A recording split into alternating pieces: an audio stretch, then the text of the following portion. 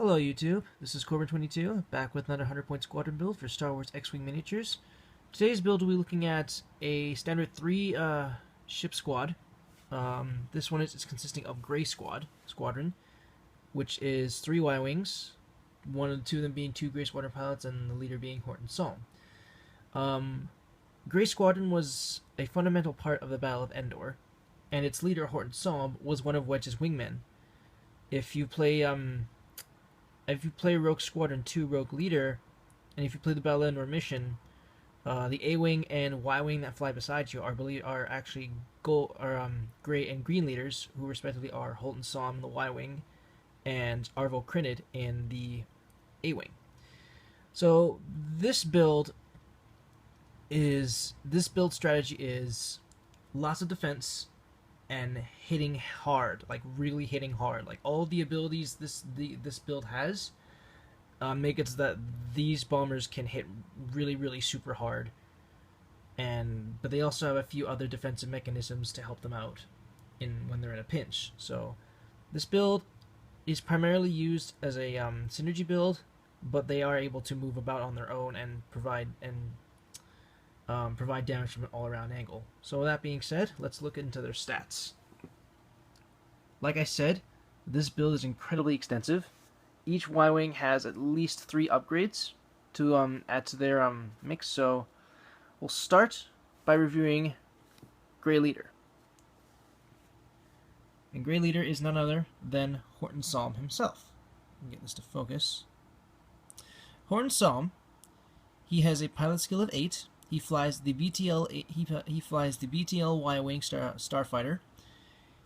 He has an attack value of 2, an agility value of 1, a hull value of 5, and a shield value of 3. He's able to take on the focus and lock-on actions. He costs 25 squadron points, so he's the most expensive Y-Wing out there.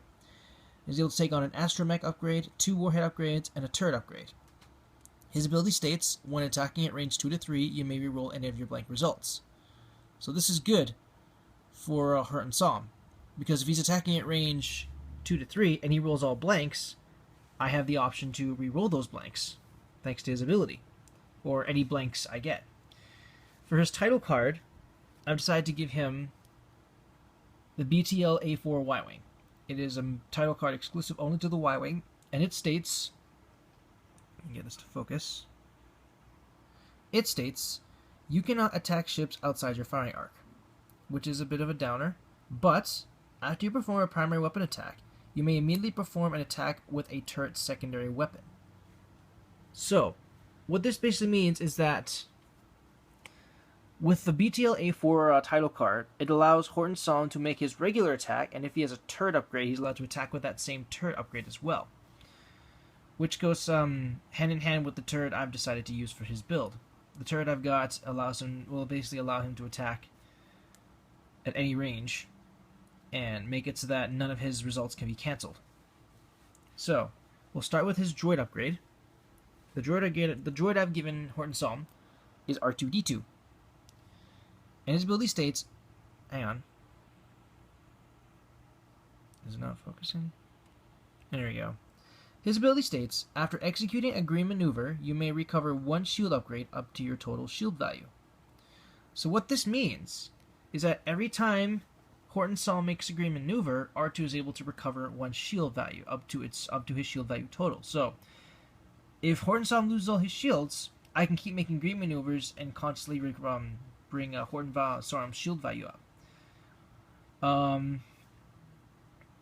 Which is good because Horton Salm really only has like 2. I think he only has like 2 green maneuvers, or 2 or 3, I don't know. But either way, it'll be handy if he needs to take a break and let his other wingmen take over while he recovers his shields.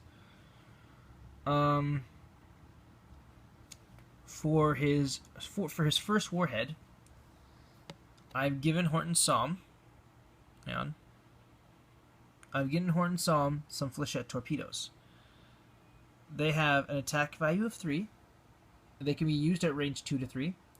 And they state, discard this card and spend your target lock to perform this attack. After you perform this attack, the defender receives 1 stress token if its hull value is 4 or lower.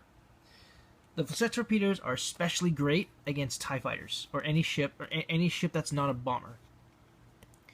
Because the Flechette torpedoes make it so that even if the attack misses, the surrounding explosion that they make will still force the pilot to kind of veer off in a real-life situation, and the pilot will be stressed after that.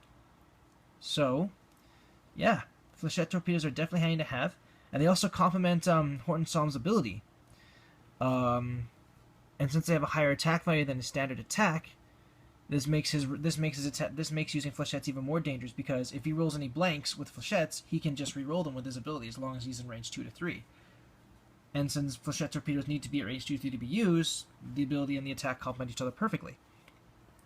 Now for his second warhead, I've done something a little different. I've given him a bomb loadout. It's a upgrade exclusive only to the Y-Wing, and it's limited, so that means you can only have, I think, maybe one per slot. And it states, your upgrade bar gains the bomb icon. The best thing about the bomb loadout is that it costs no squadron points. So it's basically a free upgrade. And at the same time, it gives you an additional upgrade, or it gives you an additional weapon to work with. Which is good, because like I said, the Y-Wing is meant to be a bomber, and even though it's classified as a bomber, it lacks any bombing capabilities. It mostly takes on warheads. So with the bomb loadout, it helps turn Horton Salm into a true bomber. Now for his turret upgrade, I've given him an Autoblaster turret. The Autoblaster turret has an attack value of 2, so it's the same attack value as his regular attack. It can only be used at range 1, and it states, if I can get it to focus, come on, focus. It states, you can attack one ship even outside your firing arc. Your hit results cannot be cancelled by defense dice, but the defender may cancel critical results before hit results. So what this means is, with the Autoblaster turret, it behaves similarly to the Autoblaster mounted gun that the B-Wings can get. They make it so that none of its hit results can be cancelled, but the defender can cancel critical hits before hit results. So what that means is, say I roll 2 hits and a crit, and the defender rolls 3 evades. One of the evades can cancel the critical hit, but because Autoblaster turret makes so that his regular hits cannot be canceled, the two other hits that the evades match, those evades won't help. Like the attacks will hit regardless. However, because I have equipped Horton Salm with the BTL A4 Y-Wing title card, the attacking outside my firing arc doesn't really apply anymore. But it makes it so that I can perform my primary attack on top of the Autoblaster turret attack. So that means Horton Salm can attack twice. Now for his added bomb, I've given him Proton bombs. They say, when you reveal your maneuver die, you may discard this card to drop 1 Proton bomb token. The token detonates at the end of the activation phase. So what that means is, with Horton Salm, I'll reveal my die, and then I have the option of dropping the bomb, and then moving out of the way and performing my action. And then after the activation phase ends, the bomb detonates. Now, proton bombs are really deadly. Basically, any ship, regardless of who's around, it could be my ships or enemy ships, any ship that is within range 1 of the bomb when it detonates suffers 1 critical damage. So, these bombs are especially dangerous if your opponent has no shields. However, you have to be careful, because the proton bombs also affect your ships as well. So you gotta really know, you gotta really watch and find the best and look for the appropriate time to perform the to drop your bomb, because bombs don't count as secondaries. So if you have, say, if I had a munitions failsafe instead of the BTL-4 Y-Wing title card, the munitions failsafe would not apply to the proton bomb because the proton bomb doesn't count as a secondary. So that's Horton Salm. Let's move on to his other ships. For his first wingman, I've chosen a Grey Squadron pilot to complement the whole Grey Squadron build. Grey Squadron pilot has an attack value of 4. He also flies the BTL Y-Wing fighter. He has an attack value of 2, agility value of 1, a hull value 5 and a shield value 3. He can take on the focus and lock-on actions. He costs 20 squadron points. And he's able to take on, like Horton Salm, he's able to take on the Astromech upgrade, 2 warheads, and a turret upgrade. Because Gray Squadron Pilot's a common pilot, he does not get an ability. But thankfully, with the upgrades I have, that kind of makes up for it. So, for this Gray Squadron Pilot, I've given an engine upgrade. And this allows Gray Squadron Pilot to perform the boost action. So what that means is the Y-Wing now has 3 actions. He can lock on, he can focus, he can also boost. He can do something that the A-Wings and the TIE Interceptors can do, which is good, just in case he needs to get out of range of, say, when Horton Salm drops a bomb. So it also helps if you're trying to get out of enemy fire and line yourself up for a better attack. So for his upgrades, for his R2 unit, I've chosen R2-F2. This also adds another action to Gray Squadron Pilot's bar, and it states, increase your agility value by 1 until the end of this game round. So, basically, hang on. So basically, with R2-F2, instead of using boost, lock-on, or focus, I can use R2-F2's action and increase Y-Wing Gray Squadron Pilot's agility value by 1 to 2. So this will help when he's defending, especially when he's at range 3, because that extra agility value will help when you're trying to evade against concentrate enemy fire. Now for his first warhead, I've given him also Flechette Torpedoes, which work if they're at range 2 to 3, and they also cause stress if the enemy is skills 4 or lower. And for his second warhead, I've given him standard Proton Torpedoes. They have an attack value 4 and can only be used at range 2 to 3. They state, spend your target luck and discard this card to perform this attack. You may change one of your focus results to a critical hit result. So, when using Proton Torpedoes, if you have, say, 2 focuses and a hit, you can change one of your focuses to a critical, and then you have another and if you have a focus token on top of that, you can spend that and change your second focus result to a hit result, allowing for the Proton Torpedoes to hit. The only thing that could stop them from hitting is if the opponent rolls, higher dice values in terms of agility. So now we move on to the next ship, which is again a Gray Squadron Pilot. Has a pilot skill 4, flies the BTL Y-Wing, attack value 2, agility value 1, hull value 5, shield value 3. Can take on the focus and lock-on action.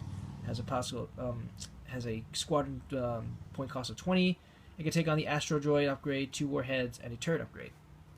I've also given this one the engine upgrade, which will allow him to perform an additional boost action, just in case he needs to get out of the line of fire when Horton Salm decides to drop a bomb, or get out or find a better angle of attack, or if you want to have ion asteroids, that works too.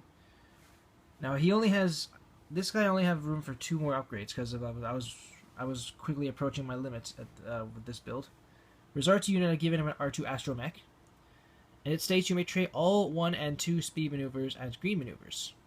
So that allows for Gray Squadron Pilot to recover from stress more easily when he after he performs a red maneuver and gains stress. It turns more. It basically turns more. It gives him more options to maneuver easily and relieve stress even better. For his warhead, I've given him also Proton Torpedoes, which have an attack value 4, can use range 2 to 3, and you can change one of your focus results to a hit result. So this is my Gray Squadron build. My heavily modded Gray Squadron build, I should say. Its advantages are the fact that the Y-Wings are powerful. They are a powerful ship to have on your side. They have a decent amount of attack, they have a decent attack value, and they have incredible defenses, and they also allow for lots of upgrades. Hence why I've given engine upgrades to his Horton's Wingman, and the BTL A4 title card to Horton Salm himself. And Horton Salm himself is quite the loadout. I mean, he's got R2 for repairing shields, Flechettes for dealing stress, a bomb loadout for getting a bomb, and an Autoblaster turret to make sure that his point-blank attacks always hit.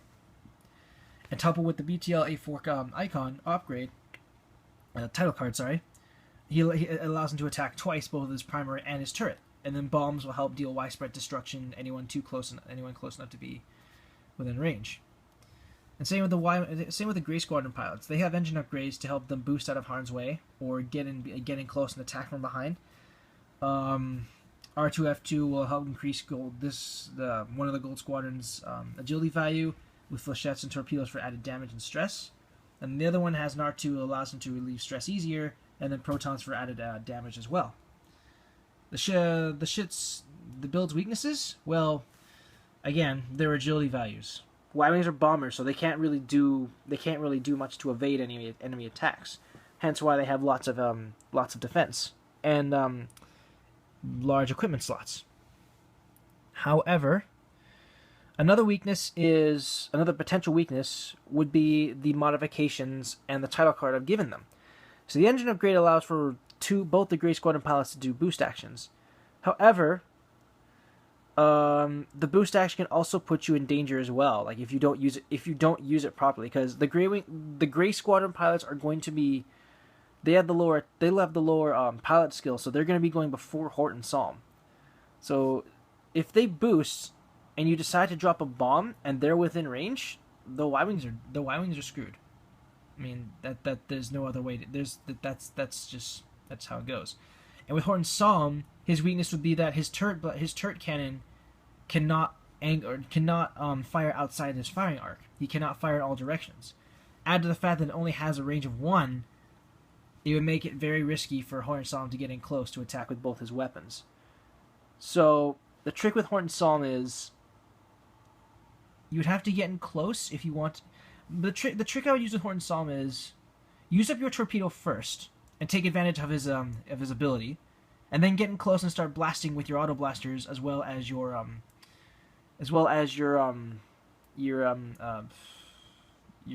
primary weapon. And then if an enemy ship gets behind you, drop a bomb and get the hell out of the way. So that would be my strategy again to use with this build. Anyway, this is my Gold Squadron build. Let me know what you think in the comments below. Any constructive criticism is greatly appreciated. If you like, you can use this build for competitive or casual play. You can modify it to whatever you like or completely revamp it into your own unique squadron. Anyway, this is my Gold Squadron build. Or Grey Squadron, sorry. This is Cobra 22, and I'll see you guys later.